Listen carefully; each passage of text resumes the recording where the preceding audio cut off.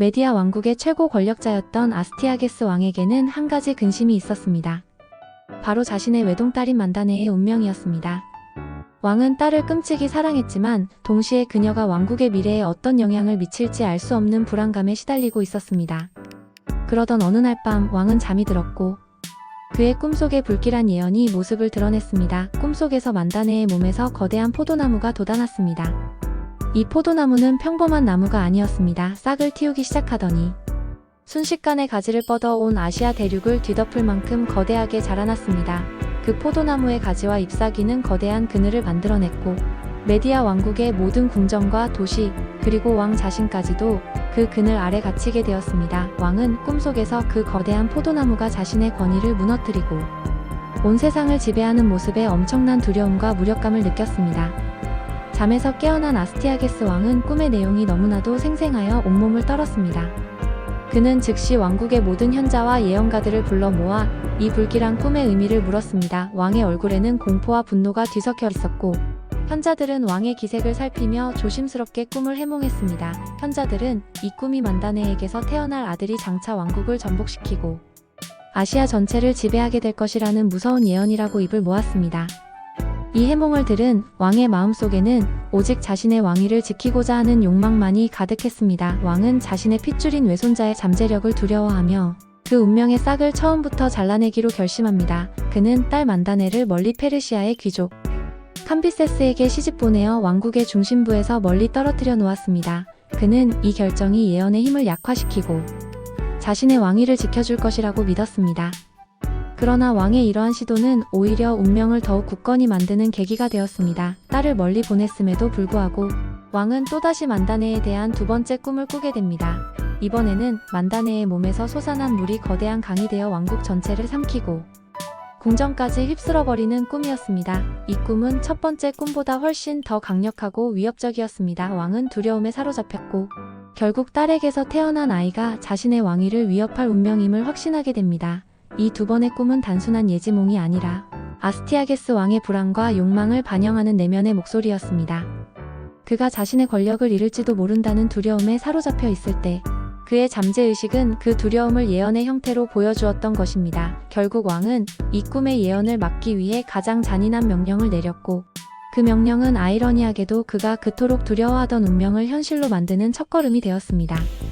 아스티아게스 왕의 두려움이 현실이 되던 밤이었습니다. 그는 두 번째 꿈에서 깨어나 온몸을 떨었고 더 이상 자신의 운명을 좌시할 수 없다고 판단했습니다. 그는 즉시 충성스러운 신하 하르파고스 HARPAGUS를 불렀습니다. 왕은 잔뜩 찌푸린 얼굴로 명령했습니다. 하르파고스, 내 딸에게서 태어난 아이를 데려와라. 그리고 그 아이를 죽여라. 내 꿈의 저주가 현실이 되기 전에 그 씨앗을 없애야 한다. 만약 조금이라도 망설인다면 너와 내 가족 모두를 파멸시킬 것이다. 이 명령은 왕자를 지키기 위한 극단적인 선택이었지만 동시에 한 인간으로서의 양심을 버리는 것이었습니다. 하르파고스는 왕의 차가운 눈빛과 단호한 명령에 감히 반항할 수 없었습니다. 그는 두려움에 굴복하며 왕궁으로 들어가 아직 젖도 떼지 않은 어린 키레스 사이러스를 품에 안고 밖으로 나왔습니다. 그러나 하르파고스는 차마 어린아이를 직접 죽일 수가 없었습니다. 그는 아이의 순수한 얼굴을 보며 인간적인 연민을 느꼈고 왕의 명령을 그대로 따르기에는 양심의 가책이 너무 컸습니다. 그는 왕의 명령을 거역했을 때 딸을 무서운 결과를 떠올리면서도 동시에 자신의 아들을 죽여 연회 음식으로 내놓은 아스티아게스 왕에게 깊은 원한을 품고 있었음을 상기했습니다. 왕에 대한 복수심은 그의 망설임을 더욱 깊게 만들었습니다. 하르파고스는 한 가지 묘책을 떠올립니다. 그는 왕실의 양측이었던 미트라다테스 MITHRADATES를 불러 은밀하게 명령을 내렸습니다. 이 아이를 데리고 멀리 산속으로 가라. 그리고 아무도 모르게 버려 맹수의 먹이가 되게 하라. 만약 내가 이 명령을 완수하지 못하면 너와 내 가족은 모두 죽게 될 것이다. 양측이 미트라다테스는 왕실의 명령에 따라 아이를 데리고 깊은 산으로 향했습니다. 그는 왕의 명령에 따를 수밖에 없었지만 마음속으로는 깊은 슬픔을 느꼈습니다. 그때 그의 아내가 얼마 전 사산한 아들을 떠올렸습니다. 미트라다테스는 아이를 보며 자신의 죽은 아들을 보는 것 같았고 도저히 이 어린 생명을 버릴 수 없다는 생각이 들었습니다. 그는 신의 뜻이 개입한 것만 같은 기묘한 운명을 느꼈습니다. 결국 그는 용기를 내어 왕의 명령을 어기기로 결심했습니다. 그는 자신의 죽은 아들과 어린 왕자를 바꿔치기 하여 죽은 아들을 왕자라고 속이고 버려두었습니다. 그리고 살아있는 왕자는 자신의 친아들인 것처럼 키우기로 결심합니다. 그는 아내와 함께 아이를 품에 안고 따뜻한 사랑으로 키워냈습니다. 한편 왕에게 돌아온 하르파고스는 양치기가 가져온 시체를 보며 왕의 명령이 완수되었다고 보고했습니다. 아스티아게스 왕은 그 시체가 자신의 외손자인 줄로만 알고 안심했습니다. 왕의 잔혹한 명령과 신하의 배신, 그리고 양치기 부부의 인간적인 사랑이 얽히고 설킨 이 이야기는 키레스 대왕의 극적인 탄생 배경을 더욱 드라마틱하게 만들어 주었습니다. 하지만 왕이 두려워하던 운명의 씨앗은 죽지 않고 살아남아 훗날 거대한 나무로 자라나게 될 것입니다. 아스티아게스 왕은 자신의 눈으로 직접 아들의 시신을 확인하고 안심했지만 사실은 그가 가장 두려워하던 존재를 스스로 살려두는 결과를 낳았습니다. 이 모든 비극은 왕의 어리석은 결정과 두려움이 낳은 결과였으며 결국 왕 자신이 그토록 피하려던 운명을 향해 한 걸음씩 다가서는 계기가 되었습니다. 어린 키레스는 양치기 미트라다테스의 보살핌 아래 평범한 소년으로 자라났습니다. 그는 자신이 왕의 후손이라는 사실을 전혀 모른 채 들판을 뛰어놀며 양치기의 삶에 익숙해졌습니다. 그러나 그의 비범함은 타고난 것이었기에 평범함 속에 감춰질 수는 없었습니다. 양치기 미트라다테스의 손에서 자라난 어린 키레스는 자신이 왕의 핏줄이라는 사실을 전혀 모른 채 평범한 소년으로 성장했습니다. 그러나 그의 타고난 기질과 리더십은 주변 사람들을 압도했습니다.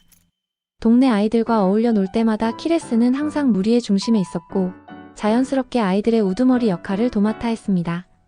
특히 아이들이 가장 즐겨하던 놀이는 바로 왕놀이였습니다. 키레스가 왕이 되어 명령을 내리면 다른 아이들은 신하와 백성이 되어 그의 말을 따랐습니다. 키레스는 놀이였음에도 불구하고 왕으로서의 역할을 매우 진지하게 수행했습니다. 그는 아이들 사이의 다툼을 공정하게 해결하고 질서를 잡는 데 탁월한 능력을 보였습니다.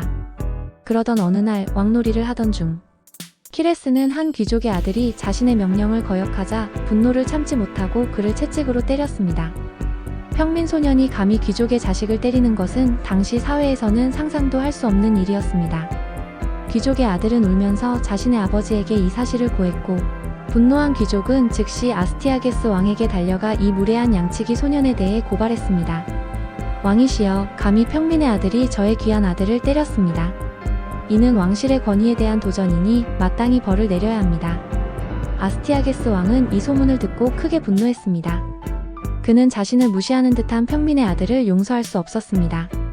그는 즉시 그 아이와 그를 키운 양치기를 잡아오라고 명령했습니다. 양치기 미트라다테스는 왕의 부름을 받고 두려움에 떨었습니다. 그는 자신이 왕의 명령을 어기고 왕자를 살려 키웠다는 사실이 발각될까봐 전전긍긍했습니다. 왕의 앞에 끌려간 미트라다테스는 떨리는 목소리로 모든 사실을 고백했습니다. 그는 왕이 자신에게 아이를 버리라고 명령했으며 자신이 차마 아이를 죽일 수 없어 자신의 죽은 아들과 바꿔치기하여 키웠다고 털어놓았습니다. 아스티아게스 왕은 이 이야기를 듣고 충격에 빠졌습니다. 그러나 왕은 자신의 앞에 선 아이를 보고 더욱 놀랐습니다. 아이는 평범한 양치기 소년이라고 하기에는 너무나도 비범하고 당당한 기품을 가지고 있었으며 왕의 딸인 만다네의 모습과 너무나도 닮아 있었습니다. 왕은 직감적으로 이 아이가 자신이 죽이려 했던 외손자임을 깨달았습니다. 아스티아게스 왕은 자신의 명령이 실패하고 그토록 두려워하던 운명이 아직 살아있음을 알게 되자 분노와 좌절감에 휩싸였습니다. 그는 미트라다테스를 엄벌에 처하려 했지만 왕실의 현자들은 왕에게 조언했습니다. 왕이시여, 이 아이는 이미 왕놀이를 통해 운명을 이루었습니다. 예언은 이미 성취되었으니 더 이상 이 아이는 왕에게 위협이 되지 않을 것입니다.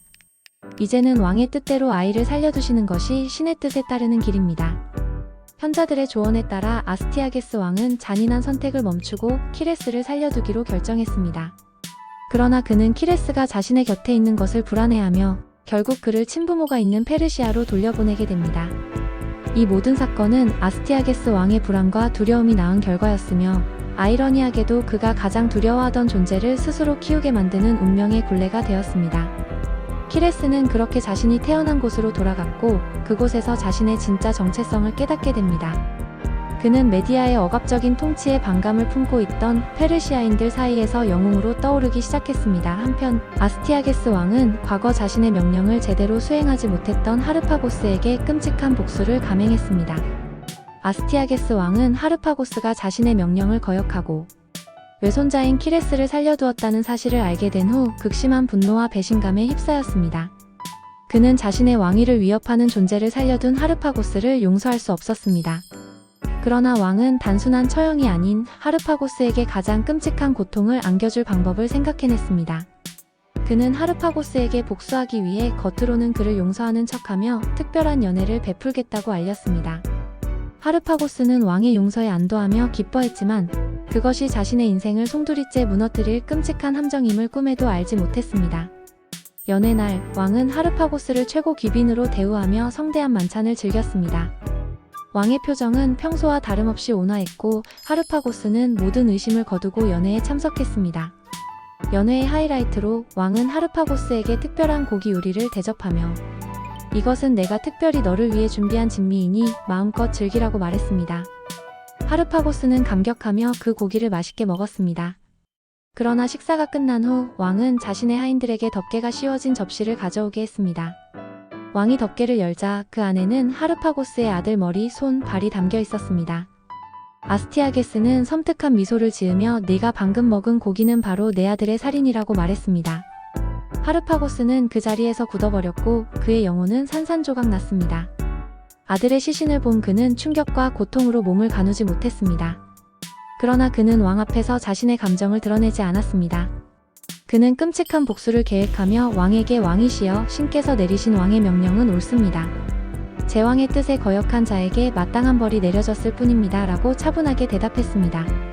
이 대답은 왕에게 복종하는 것처럼 보였지만 사실은 아스티아게스에 대한 복수심을 불태우는 서약이었습니다. 그는 그날의 비극을 평생 가슴에 품고 살았으며 훗날 키레스와 연합하여 아스티아게스 왕을 몰아내는 결정적인 복수의 칼날이 되었습니다. 이 사건으로 인해 하르파고스는 아스티아게스에 대한 복수심에 불타게 되었고 그는 페르시아의 젊은 지도자인 키레스와 은밀히 연합할 기회를 엿보았습니다. 키레스는 페르시아에서 청년으로 성장하며 점차 그 세력을 확장했습니다. 그는 메디아의 압제에서 벗어나고자 하는 페르시아인들의 염원을 하나로 모았고 마침내 때가 되었다고 판단했습니다. 그는 과거 자신을 보살펴 주었던 하르파고스와 손을 잡고 메디아를 향해 반란의 깃발을 올렸습니다. 하르파고스는 메디아 군대의 총사령관이었음에도 불구하고 키레스의 편에 서서 메디아를 배신했습니다. 성경에 나오는 이사야서를 들어보셨나요? 거기에 정말 흥미로운 예언이 하나 담겨 있어요. 이사야 선지자는 지금으로부터 약 2700년 전, 그러니까 고대 바빌로니아 제국이 아직 한창 강력했던 시절에 활동했던 인물이에요. 그런데 이사야서 13장 17절을 보면 그는 당시의 초강대국이었던 바빌론이 머지않아 멸망할 것이라고 예언했어요. 그것도 단순히 멸망할 것이라고만 한 게 아니라 은을 돌아보지 아니하며 금을 기뻐하지 아니하는 메대 사람에 의해 멸망할 것이라고 아주 구체적으로 언급했죠. 이 부분이 왜 놀랍냐면요.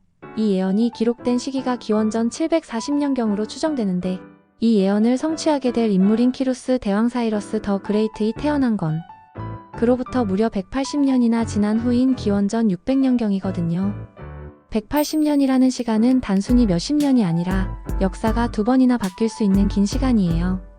당시 이사야가 활동할 때만 해도 메디아는 바빌론에 비해 그다지 강력한 세력이 아니었어요. 그런데도 이사야는 금과 은에 욕심내지 않는 메디아 사람들을 통해 바빌론이 멸망할 것이라고 단언했죠. 그렇다면 이 예언이 어떻게 성취되었을까요? 역사는 이사야의 예언대로 흘러갔습니다. 키루스 대왕은 페르시아와 메디아를 통합하여 거대한 제국을 세웠고 기원전 539년 마침내 그의 군대는 무력으로 바빌론을 정복했습니다.